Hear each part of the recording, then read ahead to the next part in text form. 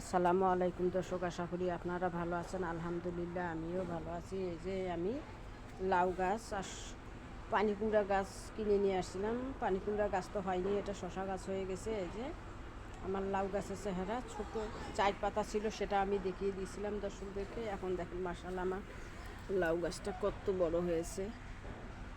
একবার কালারটা দেখেন, দেখলে তো পরানটা জুড়িয়ে যায়। মাশাআল্লাহ আমার মতো করে আপনারাও বীজ সংগ্রহ করে গাছ লাগিয়ে নিতে পারেন ছাদ বাগানে, বারান্দায়, বেলকনিতে, উঠানে, আঙ্গিনায়, শুধু জৈব সারের মাধ্যমে। এটা আমি শাক সবজির খোসা, সব কিছু ফলমূলের খোসা আর কি মাটির সঙ্গে অ্যাডজাস্ট করে এটা আর কি তৈরি করে নিয়েছিলাম।